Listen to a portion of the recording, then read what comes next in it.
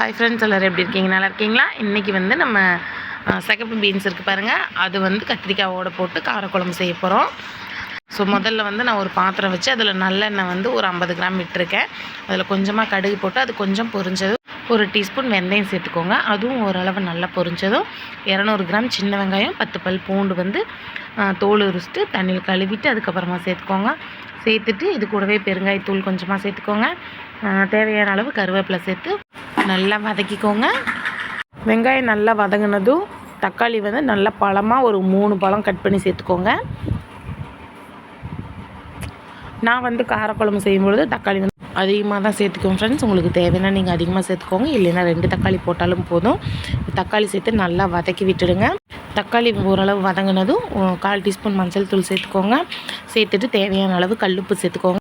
சேர்த்துட்டு நல்லா வதக்கிக்கோங்க. நல்லா இந்த மசாலாவோட பச்சை வாசனை போகிற வரைக்கும், அதாவது நம்ம மஞ்சள் தூள் சேர்த்துருக்கோம் இல்லைங்களா, இந்த மஞ்சள் தூளோட பச்சை வாசனை போகிற வரைக்கும் ஓரளவுக்கு நல்லா வதக்கிக்கோங்க.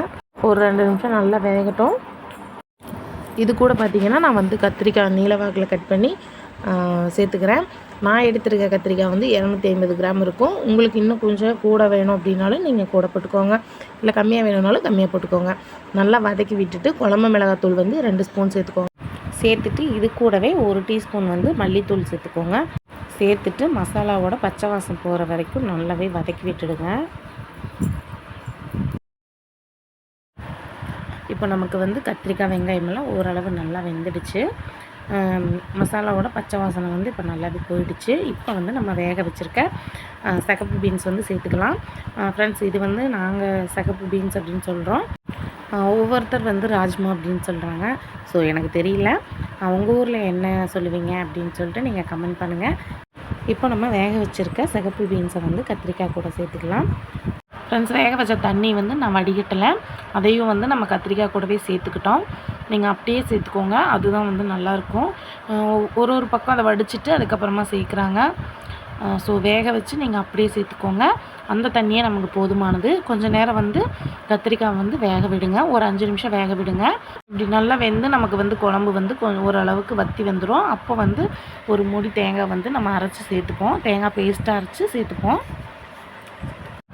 சேர்த்துட்டு இதை வந்து நல்லா கலந்து விட்டுக்கோங்க. கலந்து விட்டுட்டு ஒரு லெமன் சைஸ் புளி வந்து கரைச்சி சேர்த்துக்கோங்க. சேர்த்துக்கிட்டு நல்லா கலந்து விட்டுடுங்க. இது நல்லா கொதி வந்ததுக்கப்புறமா ஒரு மூடி போட்டு நீங்கள் வந்து மூடி வச்சுடுங்க. மூடி போட்டு ஒரு 10 நிமிஷம் லோ ஃப்ளேமில் குக் பண்ணுங்கள். பாருங்கள், நமக்கு கத்திரிக்காய் காரக்குழம்பு சூப்பராக ரெடி ஆகிடுச்சு.